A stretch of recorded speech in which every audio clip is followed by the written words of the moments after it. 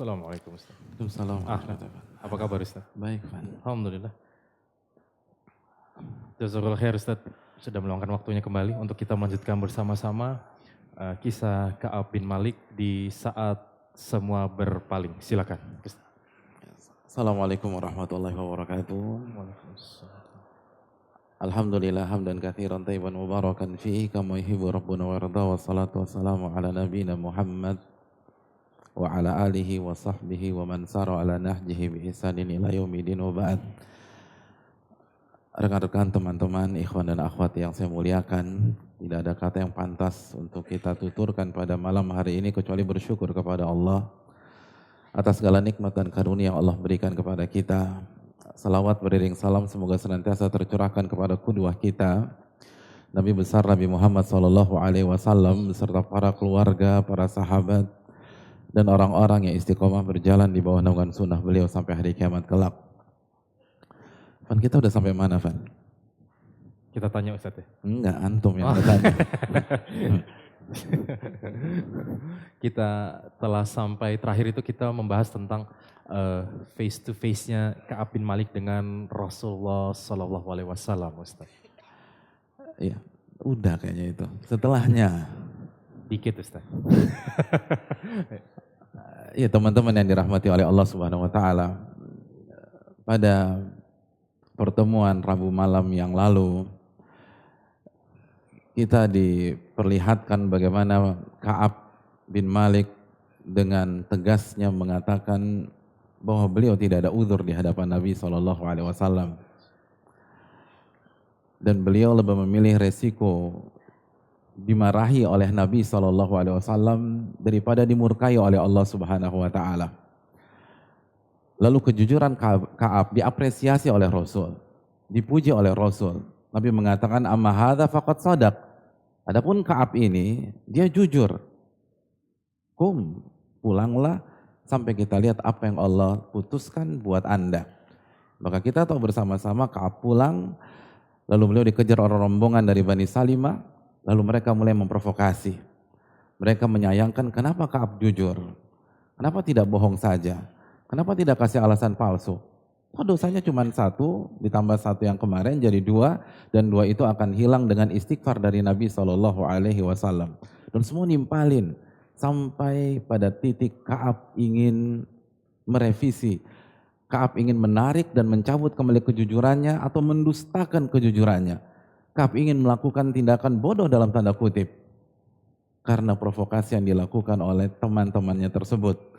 Oleh karena itu, pada pertemuan yang lalu dan tadi sudah dilemparkan dalam sebuah pertanyaan, kenapa kita harus menjaga telinga kita, teman-teman sekalian?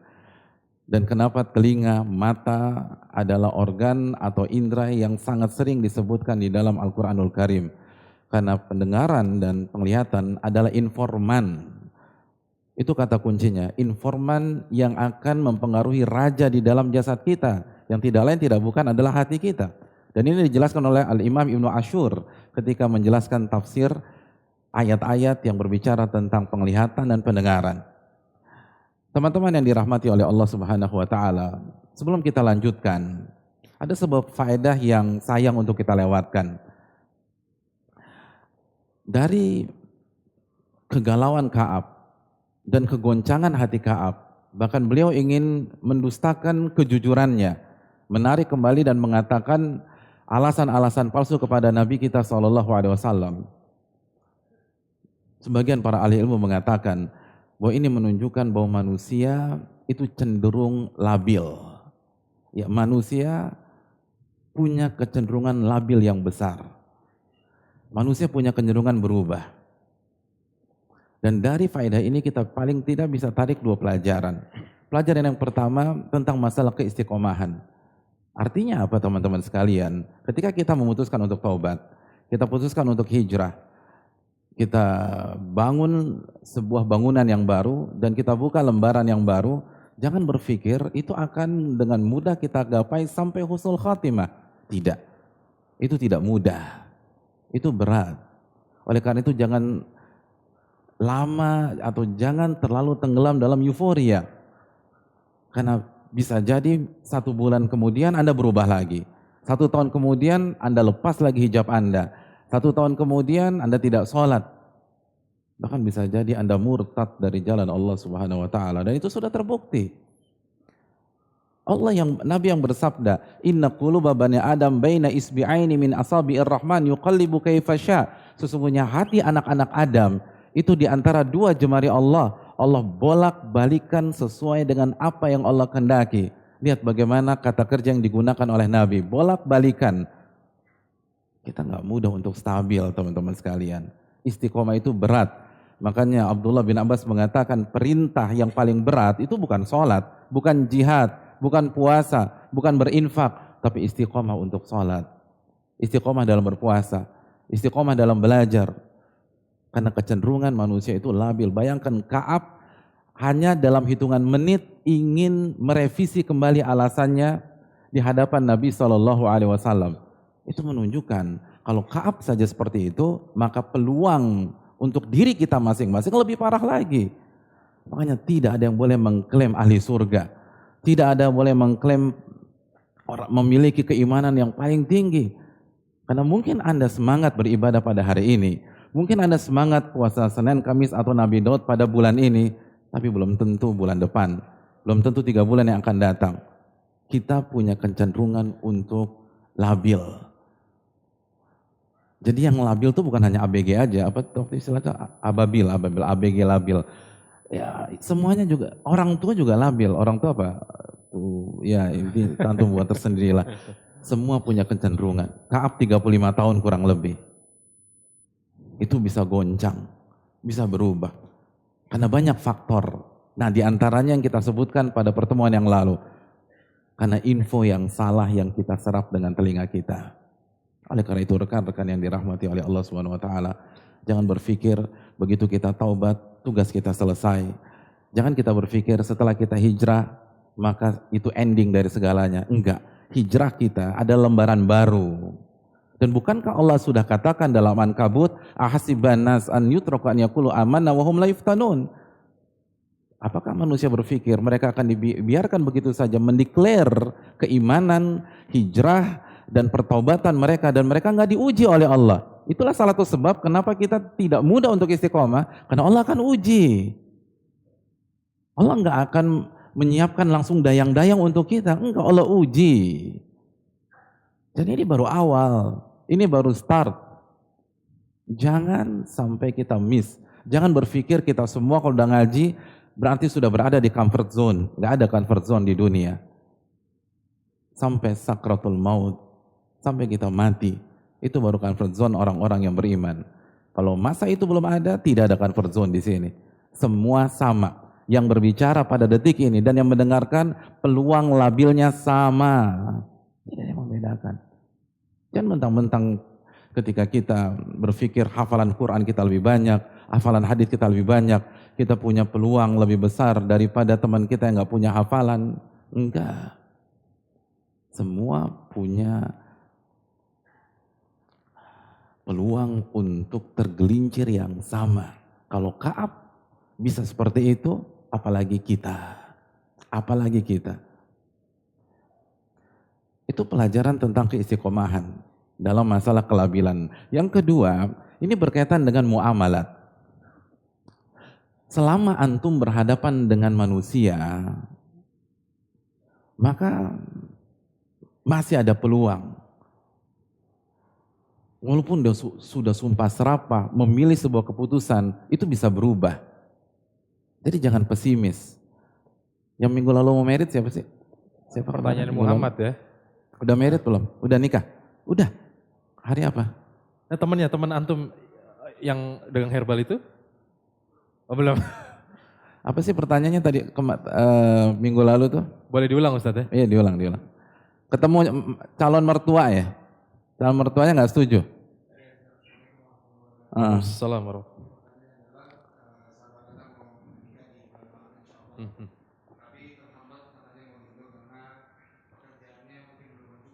Oke.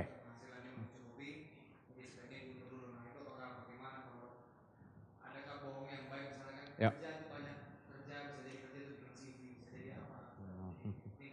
Oke. Oke. Wah ya, baru.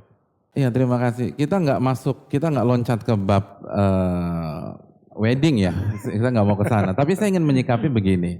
Banyak salah satu contoh yang aktual ketika kita mau merit, lalu kita harus berhadapan dengan calon mertua kita. Lalu ternyata kita berhadapan dengan tembok yang sangat kokoh berdiri di hadapan kita. Anda jangan pesimis. Selama calon mertua Anda masih berstatus manusia, iya kan, oke. Kalau udah jin udah susah. Tapi kalau masih berstatus manusia, masih banyak cara. Itulah keuletan Anda diuji,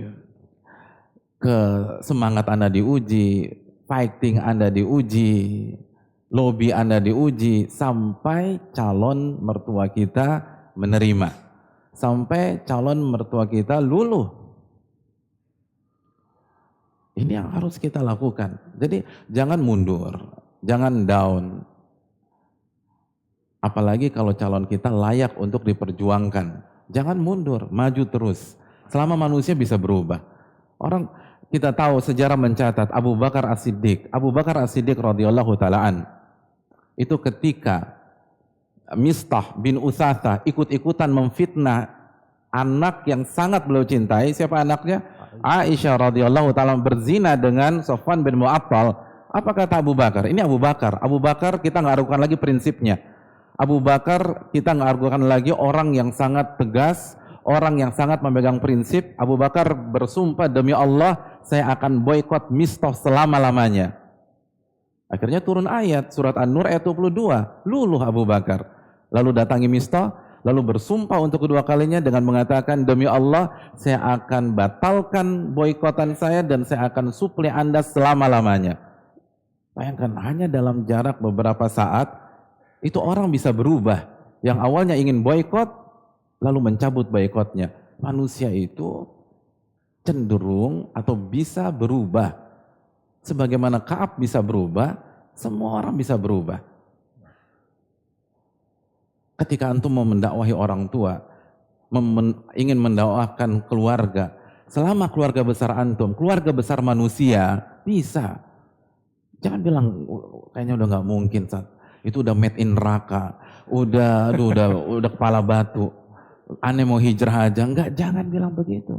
Selama orang tua masih manusia, nama orang tua Anda Udin kan, Udin masih manusia insyaallah ta'ala.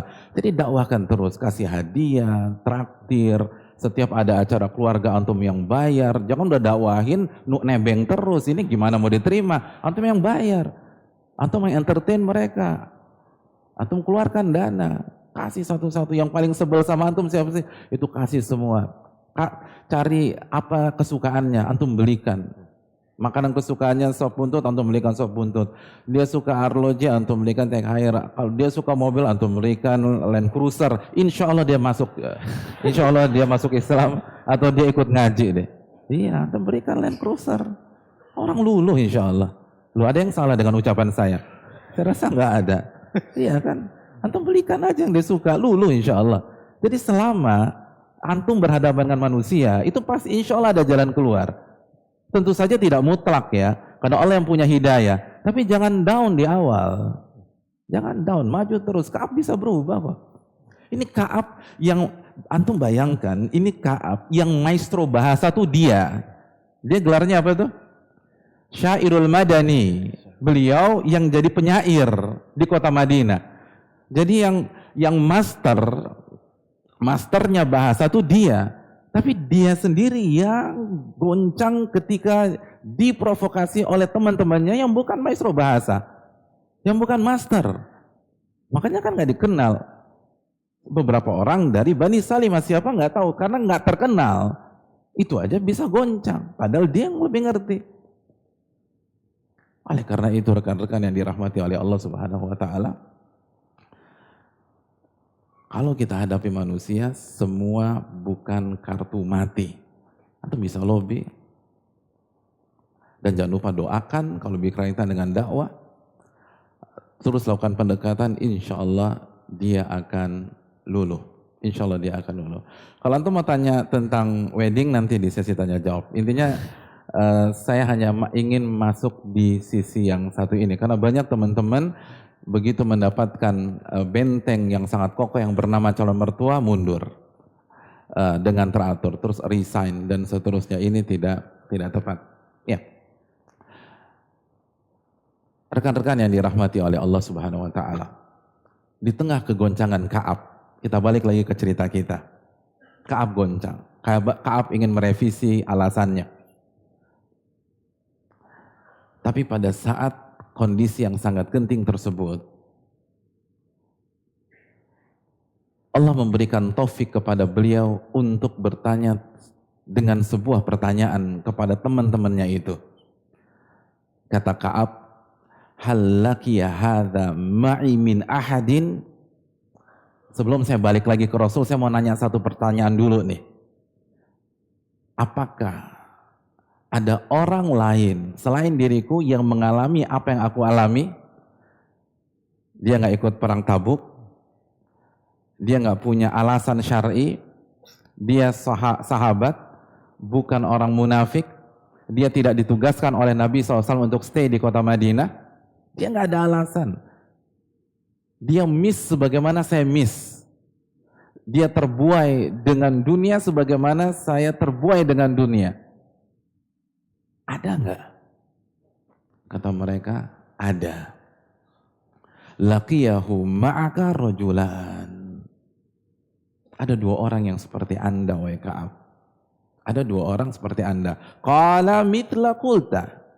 Mereka ketika berhadapan dengan Nabi, mereka berdua itu menyampaikan apa yang Anda sampaikan persis.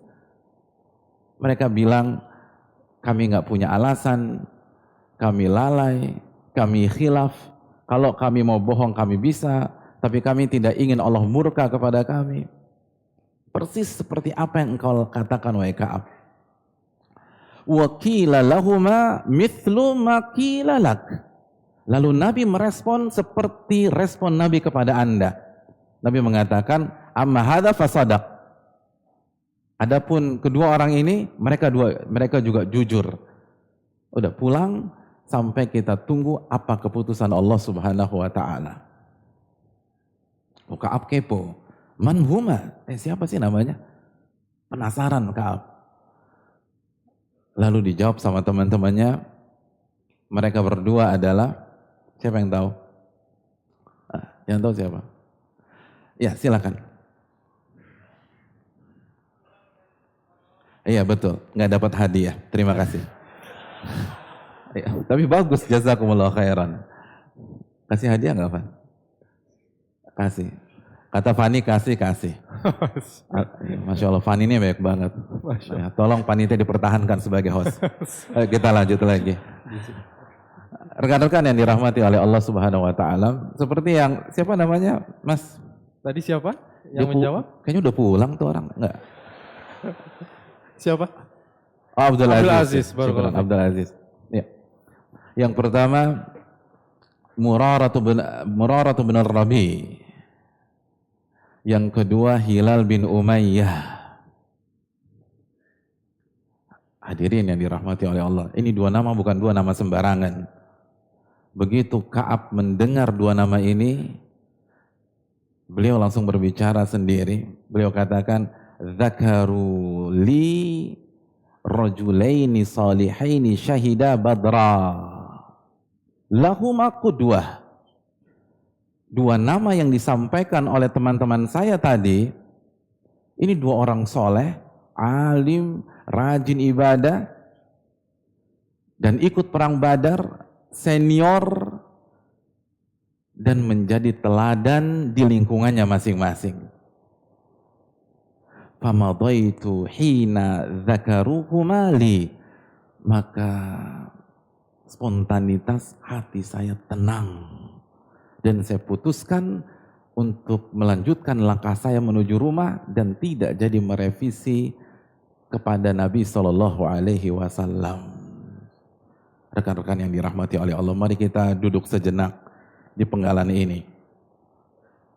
Ini pelajaran penting. Ulama kita mengatakan, ketika mereka berada di penggalan yang sama dengan kita pada detik ini, mereka mengatakan bahwa untuk mengobati hati yang sakit itu teman. Teman sepenanggungan. Teman yang mengalami apa yang kita alami. Keberadaan teman. Apalagi dia lebih senior dari kita. Lebih baik daripada kita. Yang pernah lalu satu profesi dengan kita, satu lingkungan dengan kita, itu bisa menghilangkan penyakit atau sakit, kekecewaan atau kegalauan di dalam hati kita. Ini penting. Oleh karena itu teman-teman yang dirahmati oleh Allah Subhanahu wa taala, ketika kita sedang menapaki jalan hidayah, kita butuh figur. Ya, benar, Nabi adalah figur kita. Tapi selain Nabi, di level-level berikutnya kita butuh orang yang real bisa kita lihat, bisa kita ajak bicara. Dan dia mengalami apa yang kita alami. Kalau bisa profesinya sama dengan kita, latar belakangnya sama dengan kita. Dan dia memutuskan sesuai dengan apa yang kita putuskan pada saat itu. Oh, itu ngebantu banget. Itu akan membuat kita tenang. Ketika kita dibully, ketika keluarga besar kita nggak setuju dengan kita, lalu kita dengar cerita dia, ya gue juga ngalamin apa yang lo alamin, gue lebih parah. Lo kan cuma diusir, rumah gue dibakar, gue kan bingung, iya hebat banget, ternyata gue bukan apa-apa ya. Itu jadi salut tuh, oh berarti saya harus istiqomah nih. Yang saya alamin gak separah yang dia alami. Dan itu real. Kekecewaan, rasa sakit, itu bisa clear karena adanya teman sepenanggungan. Iya enggak? Semuanya tuh, rasa malu dibully, rasa down dijatuhkan, itu kalau ada temannya enak. Ada temannya enak. Bahkan lihat, Ka'ab ini belum sempat curhat sama Murarah dengan Hilal. Ini belum curhat-curhatan, baru dengar, wah, gue punya temen nih. Ya udah bismillah lanjut. Murarah lanjut, ya udah gue lanjut. Hilal lanjut, ya udah gue lanjut. Ini belum curhat. Belum sesi curcolnya belum ada. Tapi itulah fungsinya teman. Sana syuddu adudaka bi akhik. Allah berfirman, kami akan tolong Anda melalui teman Anda. Rasa kecewa itu bisa netral gara-gara teman. Ya kita inget di belakang deh dulu waktu kita SMA. Terus hari Senin ikut upacara bendera. Terus kita datang terlambat, pintu udah dikunci. Akhirnya mau gak mau kita dihukum, kita dipajang di depan seluruh peserta upacara. Padahal kita datang jam 7:05 nih, cuma terlambat 5 menit. Dan semua mata menyorot kita. Seorang diri jalan di hadapan mereka. Kira-kira malu gak? Tengsin apa enggak? Udah lama tuh gak dengar kata tengsin. Iya, begitu keluar aja gitu ya. Iya itu era 90-an tuh tengsin. Ya, kita minum dulu.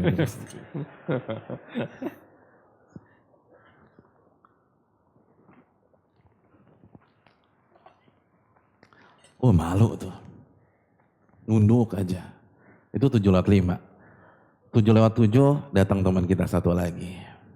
Itu perasaan kita apa? Alhamdulillah. 7:10 datang lagi satu. 7:13 datang lagi satu.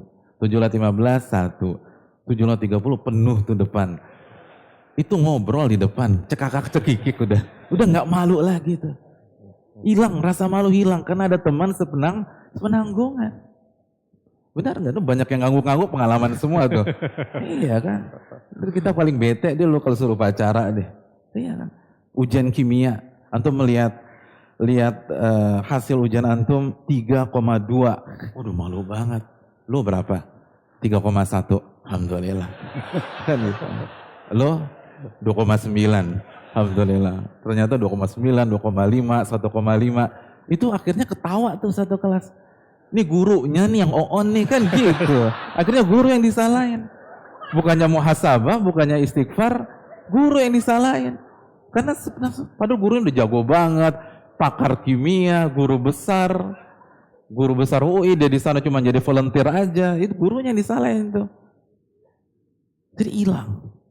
Nah, Hadirin yang dirahmati Allah, kita tinggalkan ujian kimia, kita tinggalkan upacara bendera hari Senin, kita bicara istiqomah. Istiqomah juga gitu.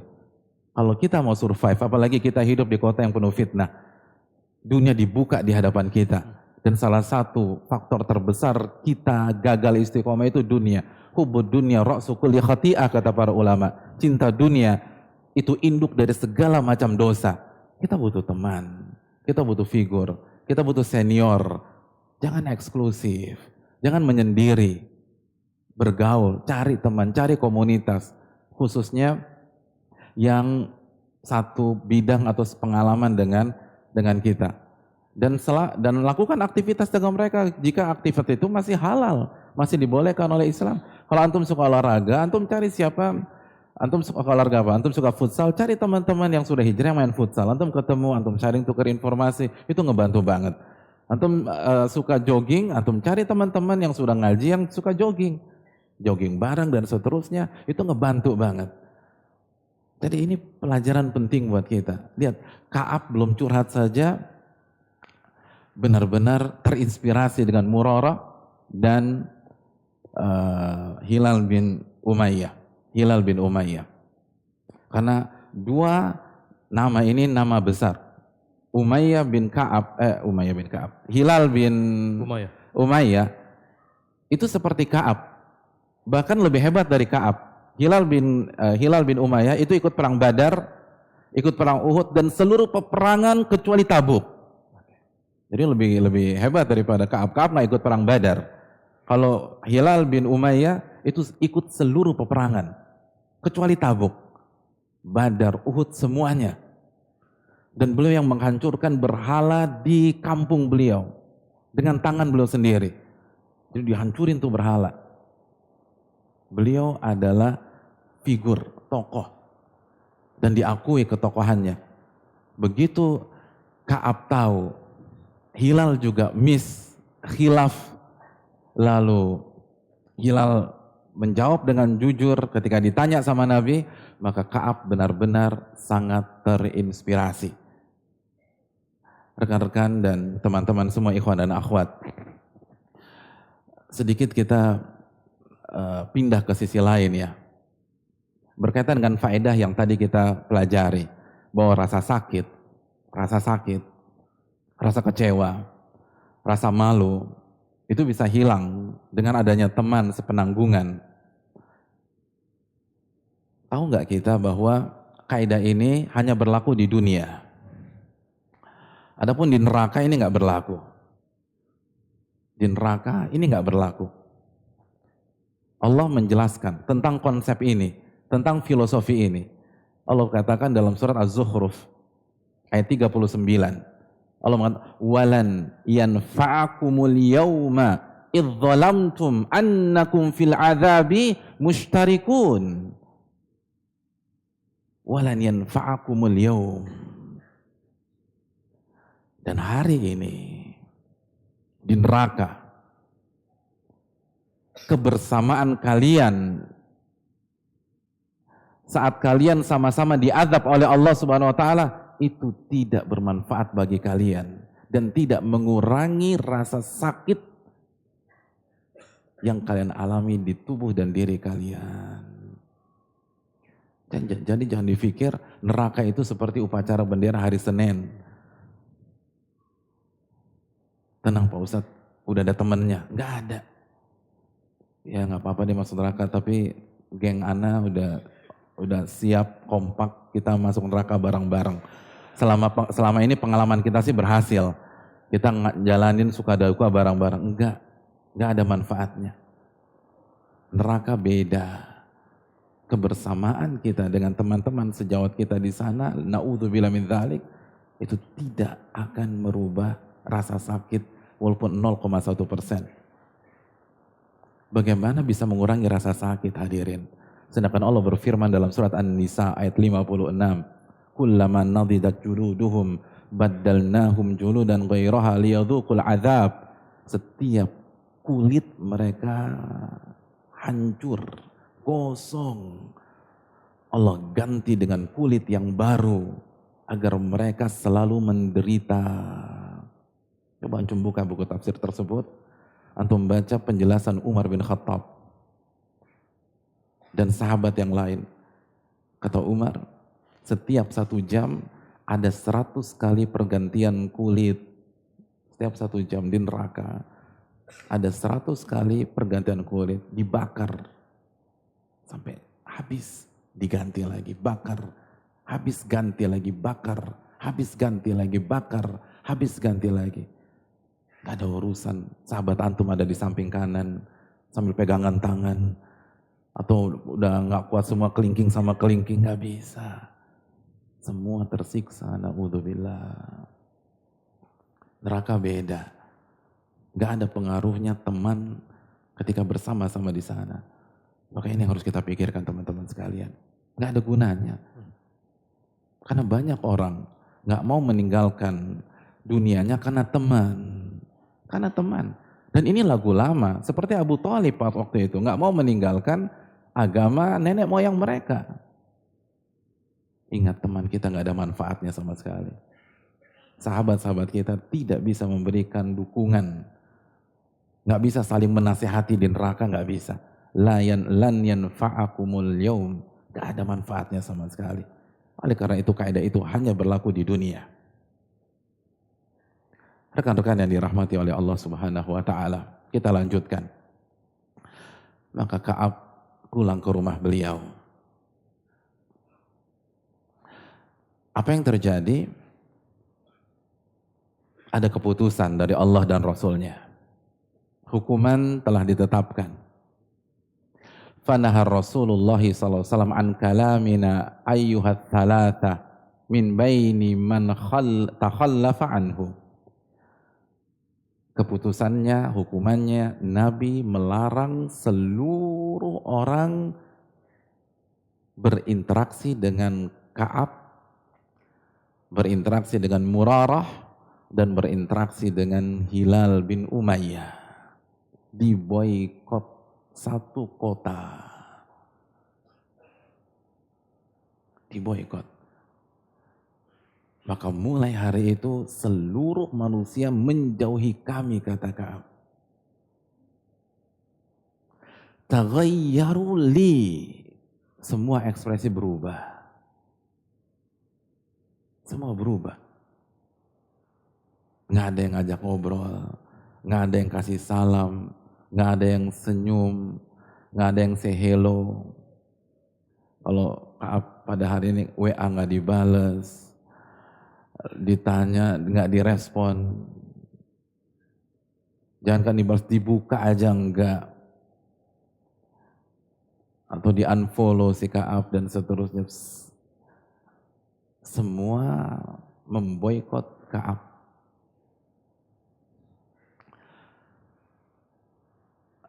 Sampai Ka'ab berpikir, aku merasa asing di kota Madinah. Seakan-akan ini bukan kota di mana aku tinggal selama ini. Semua berubah. Semua berubah. Semua orang disapa nggak jawab. Ditanya nggak jawab. Diajak ngobrol dicuekin. Satu kota melakukan hal tersebut. Didiamkan. Didiamkan Ka'ab, Murarah, dan Hilal. Famararna ala dzalik khamsina laila.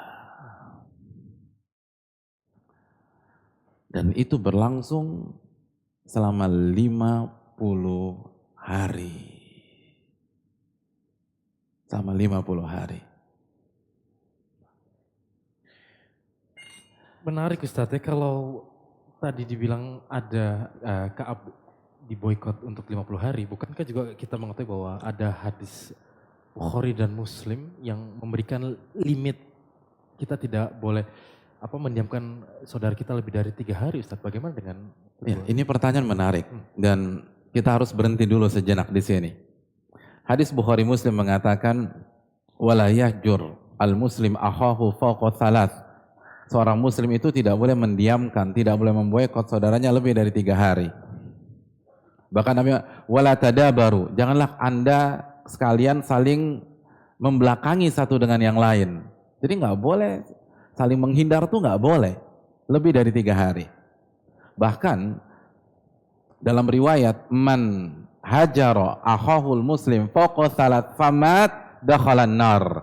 Barang siapa yang mendiamkan saudaranya lebih dari 3 hari, lalu qadar kalau dia meninggal pada saat dia diamkan saudaranya, masuk neraka, kata Nabi SAW. Masuk neraka. Hadis sahih. Lalu kok bisa Nabi memboikot 50 hari? Berarti Nabi masuk neraka dong Pak Ustadz. Oh sabar. Ini dijelaskan para ulama seperti Al-Imam Nawawi dan seluruh para ulama ketika menjelaskan hadis ini. Ada perbedaan. Hadis tentang tidak boleh mendiamkan, nyuekin orang karena kesel, karena sebel, karena marah, karena emosi lebih dari 3 hari, itu untuk masalah pribadi, untuk masalah dunia. Kita punya masalah secara pribadi, kecewa, lalu kita diamkan, itu boleh. Limitnya 3 hari. Hari keempat harus cair lagi, harus bicara, harus say hello. Itu kalau masalah dunia. Tapi kalau masalah agama, atau ada unsur edukasi di sana, misalnya mendiamkan teman kita yang maksiat biar dia sadar yang dia lakukan itu salah. Itu boleh lebih dari 3 hari. Tapi ada kriteria dan rambu khusus dijelaskan oleh para ulama. Dan barang siapa yang ingin mempraktekkan, dia harus baca dulu buku-buku para ulama.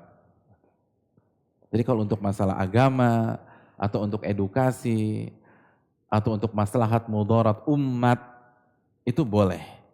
Tapi perinciannya bukan saat ini kita bahas. Dan itu yang dilakukan Nabi SAW. Karena Nabi mendiamkan Ka'ab itu bukan karena emosi, bukan karena marah. Dari awal kita katakan, Nabi marah karena sayang, bukan marah emosi.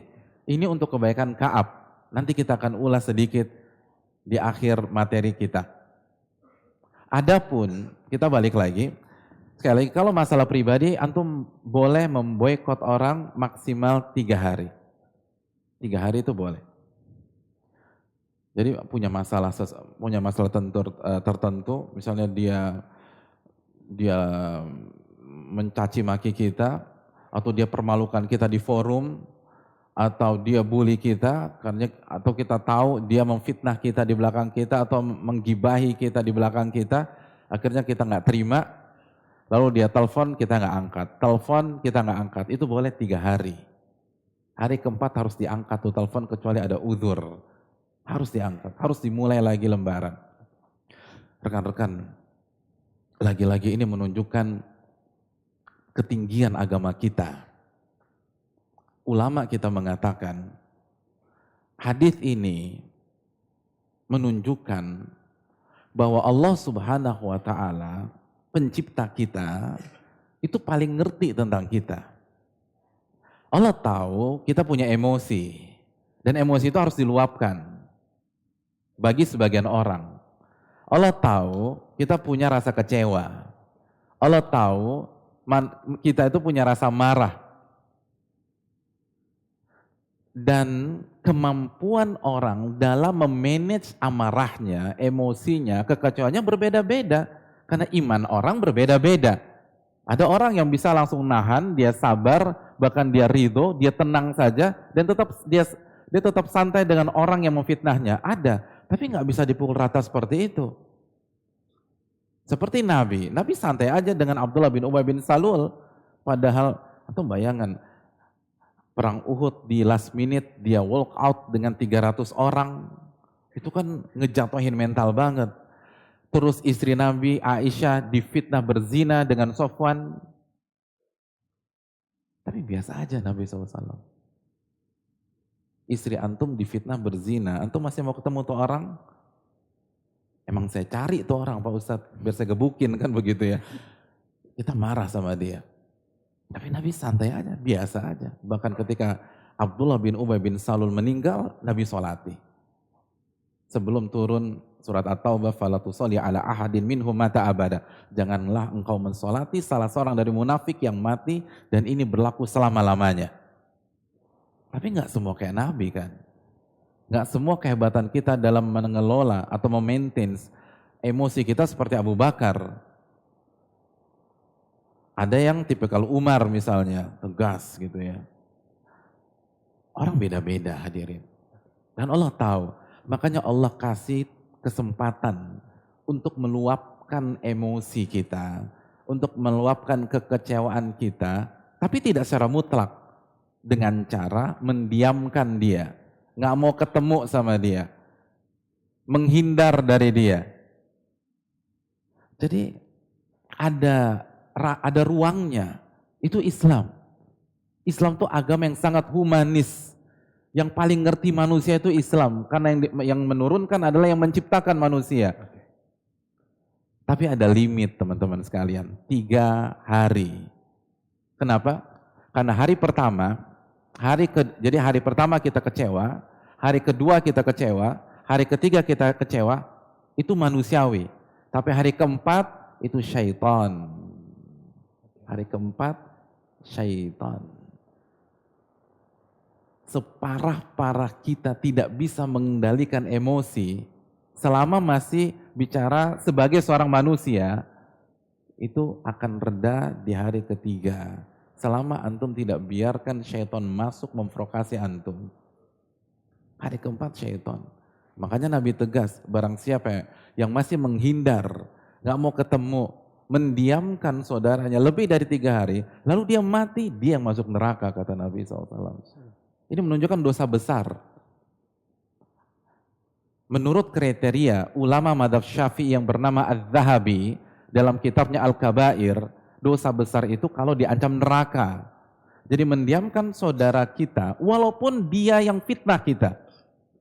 Walaupun dia nggak bayar utang sebanyak 750 juta, dia nggak bayar. Tapi kalau Anda diamkan lebih dari 3 hari, Anda meninggal, Anda masuk neraka. Dosa besar. Dosa besar. Ini yang harus kita pahami. Innamal mu'minuna ikhwah. Sesungguhnya sesama umat Islam itu bersaudara. Dan jangan biarkan syaitan menghancurkan kita. Karena kalau ini antum biarkan, antum yang sengsara. Nggak enak loh. Hidup menghindar orang tuh nggak enak. Antum marah sama teman kantor, emosi, akhirnya antum menghindar. Itu ketika jam makan siang, antum lagi lapar, mah antum kambuh, masuk kantin ada dia, antum keluar lagi itu. Kan nggak enak hidup begitu, tersiksa. Dia mah santai-santai aja, kita yang ini. Mau masuk lift, begitu lift kebuka, ada dia di sana, nunggu lagi. Padahal antum di lantai 41 misalnya. Ya Allah, nunggu lagi, subhanallah. Hadirin yang dirahmati, hidup kayak itu nggak enak. Islam nggak mau kita disiksa oleh syaitan gara-gara masuk ke perangkapnya. Makanya dilawan. Dan ingat, semakin antum tunda, semakin nggak enak. Di kajian Rabu besok aja deh, gue tegur dia. Padahal harusnya bisa ditegur nih. Dan qadarullah Rabu ini berpapasan. Tapi karena tadi nunda Rabu depan, akhirnya nggak enak. Rabu depan insya Allah nggak akan antum tegur dia. Ditunda, enggak. Minggu depan lagi, minggu depan setahun udah nggak ketemu. Akhirnya pecah sendiri, akhirnya renggang. Dan itu jutaan kasus seperti itu. Bahkan mungkin karena nggak ada kasusnya nggak ada. Cuman mungkin suudzon baper yang satu baper yang lain, akhirnya hilang kontak. Karena nunda, nggak ada yang mau duluan nyapa, hilang udah. Makanya Nabi SAW mengatakan yang paling utama di antara mereka yang pertama kali memberikan salam. Artinya yang pertama kali memulai komunikasi. Karena awal komunikasi seorang muslim itu salam.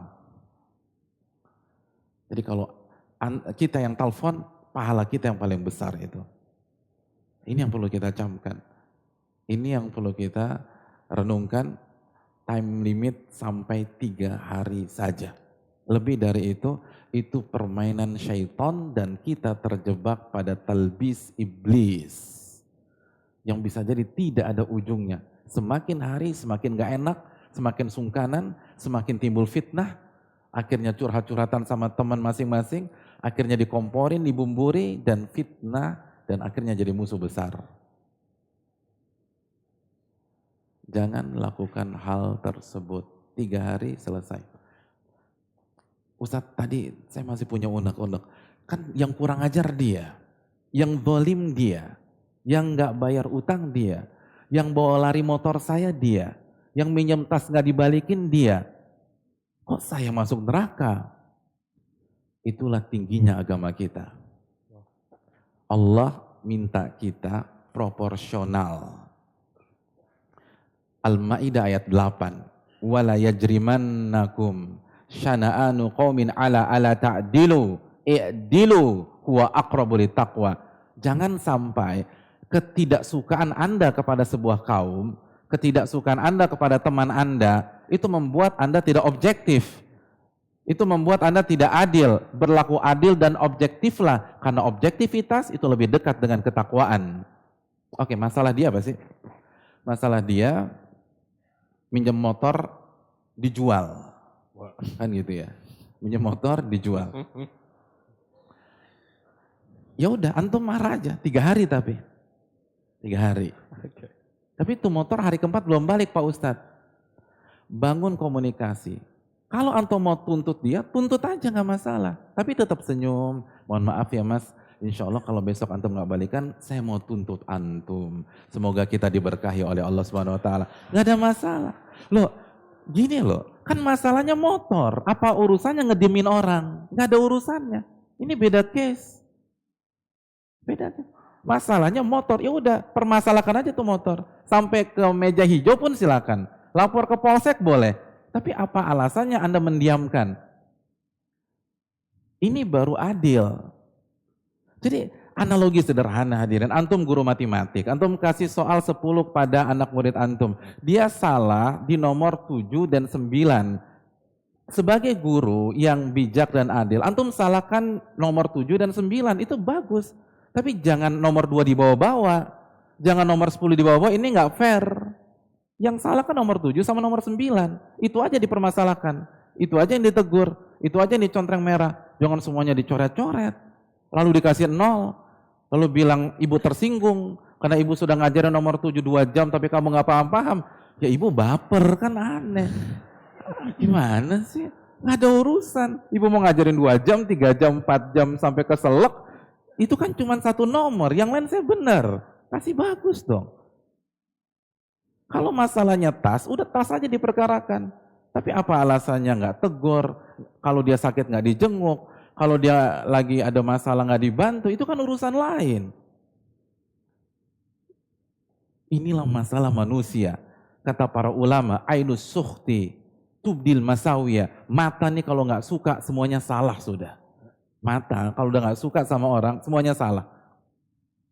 Sampai dia benar pun salah udah. Salah. Kita ketemu dia cemberut tuh kan bener kan emang orangnya nyebelin.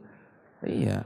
Besok ketemu dia senyum, jangan percaya pencitraan. Jadi semua salah udah, salah. Ini kalau udah nggak suka itu manusia. Allah nggak suka sama orang seperti itu. Dan itu bukan gaya orang bertakwa. Style orang bertakwa dia adil. Makanya Nabi mempermasalahkan Abdullah bin Ubay bin Salul di porsinya, yang lainnya biasa aja. Makanya begitu meninggal, saya mau sholatin. Ya Rasulullah, dia munafik. Enggak, saya mau sholatin. Kan belum ada ayat dengan tegas melarang. Baru setelah Nabi sholatkan turun ayat. Itu Islam luar biasa teman-teman. Mana agama yang sedetail ini mengajarkan norma kepada kita, objektivitas kepada kita. Makanya Nabi minta kita proporsional. Porsinya lah. Perkarakan yang masalah. Tapi jangan libatkan yang lain. Tegur biasa, ngobrol biasa. Kalau dia punya hak, tunaikan haknya. Kalau setiap kita seperti ini, atau kalau kita kembangkan, kalau setiap kelompok atau golongan Islam seperti ini, insya Allah banyak hal yang bisa dikerucutkan. Dan banyak yang bisa kita selesaikan. Hadirin yang dirahmati oleh Allah Subhanahu wa Ta'ala.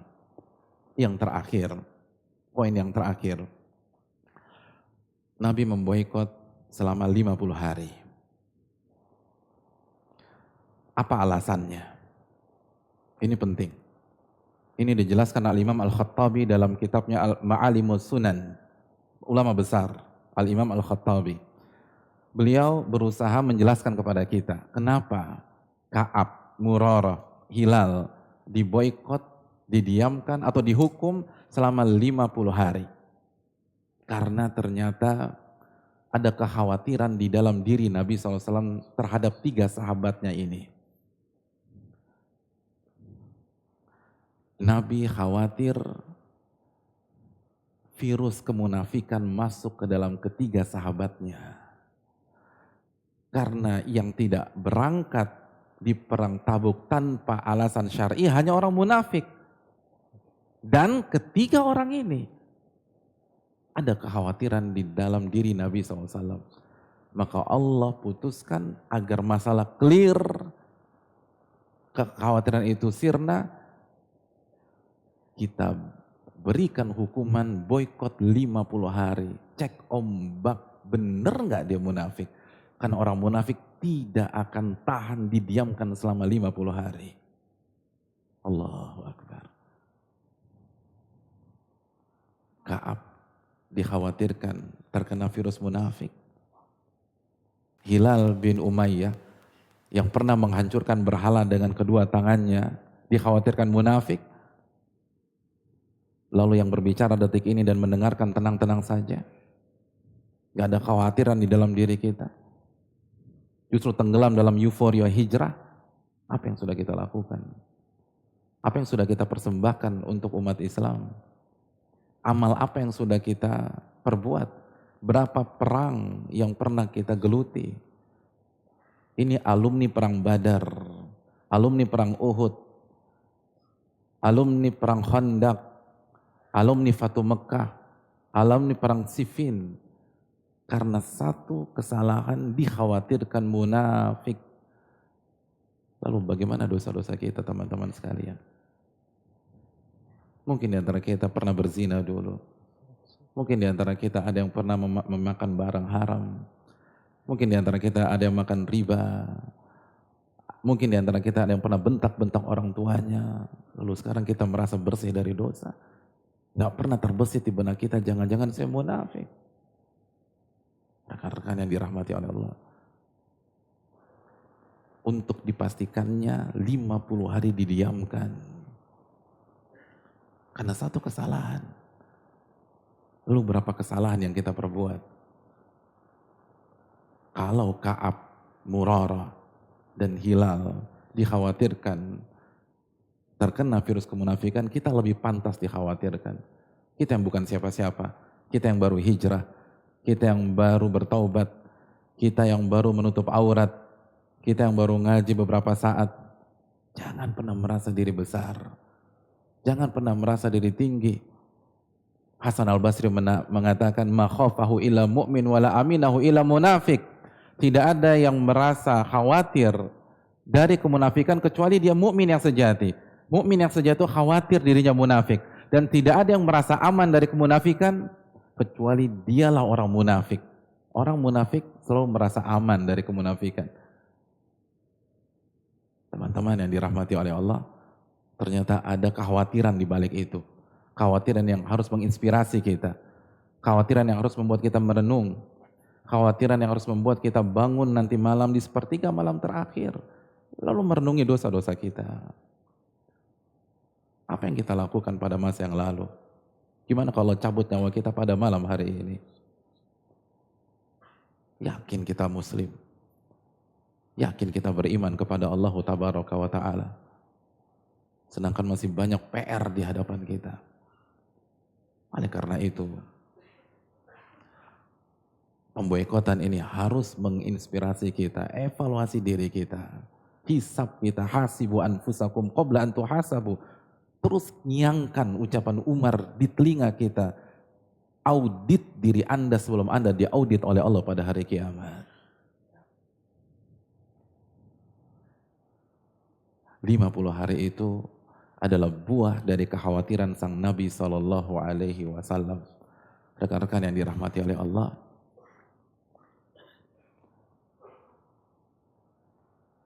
apa yang dialami oleh, apa yang akan dilaksanakan dan dilakukan oleh Ka'ab selama 50 hari itu, itulah pembahasan kita pada Rabu yang akan datang. Insya Allah kita akan buka sesi tanya jawab. Wassalamualaikum warahmatullahi Ya, wabarakatuh. salah. Jazakallah khair Ustadz atas materi malam ini, atas materi Ka'ab bin Malik part 4. Silakan kita bersoal jawab dan akan dipandu oleh Abdul Razak. Silakan. Guys, kajian belum selesai. Salah satu adab dan bermajelis dengarkan sampai selesai. Dan yang mau mungkin ada uzur ya, jangan lewat di depan kamera karena saudara-saudara kita yang sedang live streaming masih menikmati kajian ini. Kita buka pertanyaan pertama dari Sister Said. Sebutkan nama dan asal.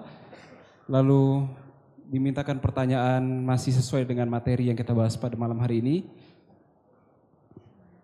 Assalamualaikum warahmatullahi wabarakatuh. Waalaikumsalam warahmatullahi wabarakatuh. Nama saya Eri. Eli. Eri Erni. Dari mana? dari Kebon Jeruk. Oke, silakan.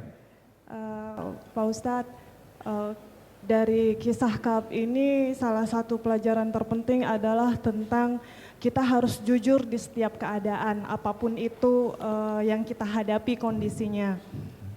Nah semisal intinya kita nggak boleh bohong gitu ya.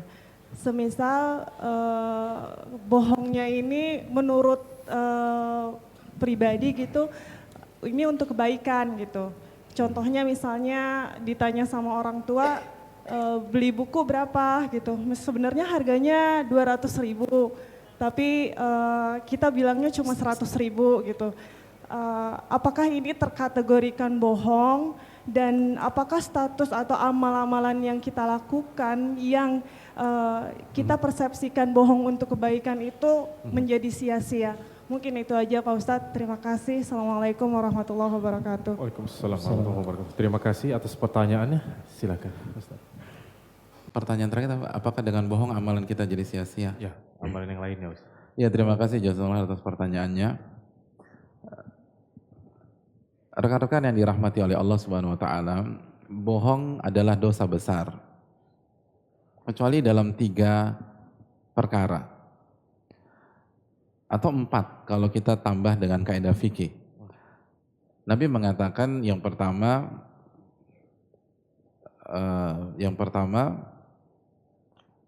ketika perang kita boleh bohong karena Nabi mengatakan al-harbu khida'ah atau khuda'ah, dan Nabi mengatakan tidak ada kebohongan kecuali di 3 kondisi perang. Jadi kalau antum sedang perang, ada jihad yang syar'i, lalu antum ketangkap musuh, lalu markas kita dialpus, antum diinterogasi, jangan antum polosnya bilang markas dialpus gitu loh. Kan nggak boleh bohong kata Pak Ustadz. Ini terlalu polos. Namanya perang itu permainan. Jadi di mana markas Anda? Alpus Pak. Benar, mukmin nggak boleh bohong Pak. Ini nggak boleh. Ini nggak benar nih. Ini polos, bukan jujur. Yang kedua, islahu dzatil bayyin, mengislahkan 2 orang yang sedang musuhan, sedang bertikai.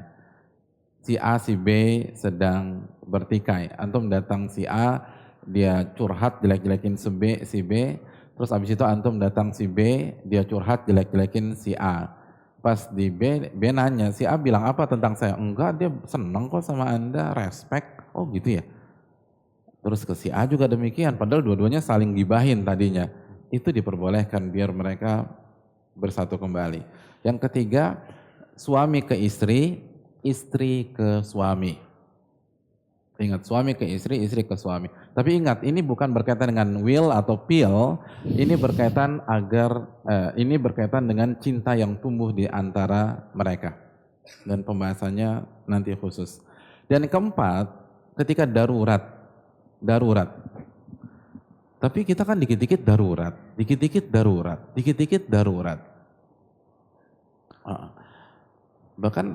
Bahkan orang yang pemakai juga pas sakau bilangnya darurat gitu. Jadi repot kalau demikian. Darurat dalam ilmu usul fikih itu apabila 6 poin berikut ini terancam. Yang pertama agama terancam, yang kedua nyawa atau darah terancam, yang ketiga kehormatan terancam, yang keempat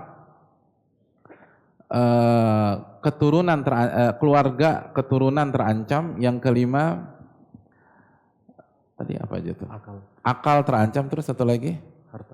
Harta belum disebutkan ya? Belum. Oh ya, harta terancam. Jadi itu 6 darurat di dalam ilmu usul fiqh. Kalau semuanya ada yang terancam, itu boleh bohong. Antum dipalak gitu ya. Antum taruh iPhone 6 antum di belakang gitu. Mana barang lo? Nggak ada bang. Handphone. Di belakang bang. Jangan bilang di belakang.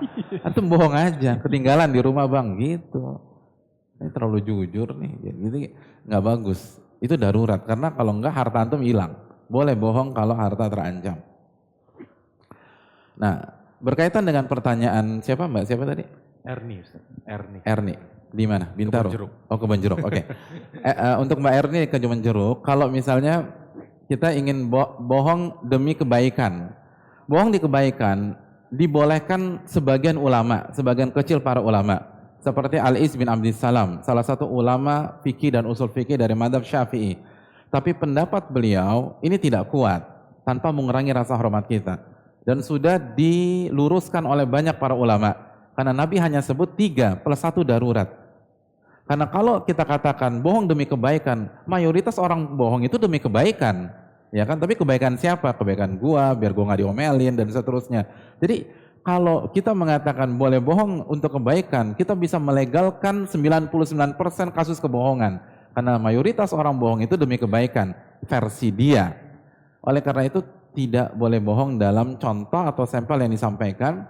Tapi kalau kita nggak ingin ngerepotin orang tua, nanti orang tua mau ganti, kan kita bisa bilang 100.000 lebih dikit mah, gitu kan? Kan lebih dikit, gitu. Dan dikit kan relatif, dikit relatif. Jadi jangan bilang 100.000 dikit deh. Terus habis itu antum buat Mbak Erni buang kwitansinya, ya kwitansinya kebuang mah, gitu loh. Udah deh. Jadi itu bisa pakai trik-trik seperti itu. Jadi kita nggak bohong. Ya. Adapun yang terakhir, apakah amal-amal ibadah kita hancur? Enggak. Karena yang menghancurkan seluruh amal ibadah itu hanya syirik atau kufur besar. Jadi syirik atau kufur, murtad, itu yang menghancurkan seluruh ibadah. Sebagaimana surat Az-Zumar, la in asyrakta la yahbatanna amaluka. Apabila engkau melakukan kesyirikan wahai Muhammad, seluruh ibadahmu akan hancur. Adapun bohong tidak menghancurkan semuanya. Baik. Oke, syukur Jazakallahu khair. Kita satu sisters, satu brothers. Mungkin nanti ada satu pertanyaan dari medsos. Iya, dari medsos ya. Ada yang bertanya? Silakan. Sebut passing mikrofonnya biar deket aja. Assalamualaikum Ustadz. Waalaikumsalam. Saya Alisan dari Kemanggisan. Kebetulan di Ahad lalu saya berkunjung ke kerabat saya. Dan dia memiliki kisah dengan adiknya yang sudah tidak berteguran kurang lebih selama 10 tahun. 10 tahun? 10 tahun.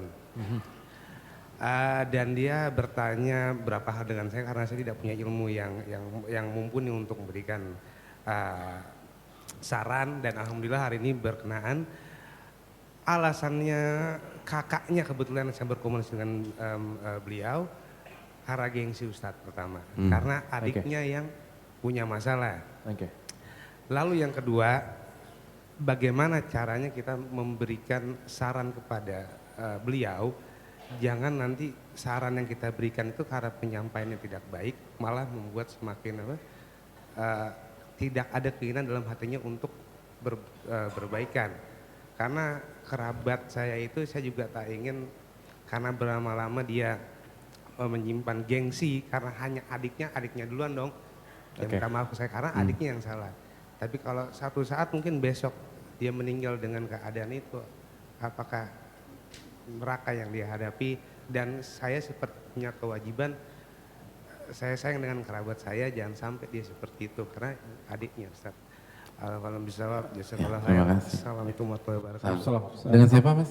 Nama antum siapa? Alisan Ustaz. Arisan. Alisan. Oh ya, Alisan. Oke, terima kasih. Ya, terima kasih Mas Alisan. Ya ini harus dibenerin ya, harus disampaikan dan yang terbaik kasih hadis Nabi SAW. Jadi ini bukan saran seorang motivator, saran seorang ustadz, ini hadis Nabi SAW. Nabi yang menyatakan, man hajara akhahul muslim fawqa thalath famat dakhalan nar. Barang siapa yang mendiamkan, memboikot seorang muslim, apalagi ini saudara sendiri, berarti bukan hanya, dia punya dua hak saudara seiman dan saudara kandung, maka dia akan masuk neraka. Kalau dua-duanya sama-sama gengsi, dua-duanya masuk neraka.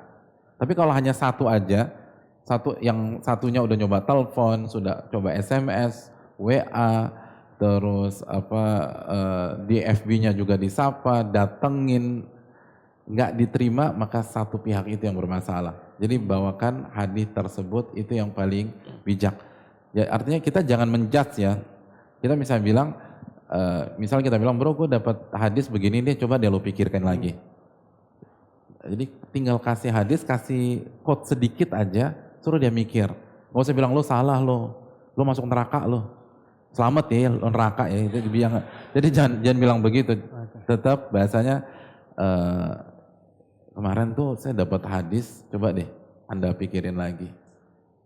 Jangan sampai kita punya masalah di akhirat gara-gara ini. Dan hadisnya mungkin bisa minta ke panitia ya. Minta ke panitia. Jadi ini yang bisa disampaikan. Semoga bermanfaat. Wassalamualaikum warahmatullahi wabarakatuh. Wa ala alihi wasallam ajma'in. Subhanakallahumma wa la ilaha illa anta astaghfiruka wa atubu ilaik. Assalamualaikum warahmatullahi wabarakatuh. Waalaikumsalam warahmatullahi wabarakatuh.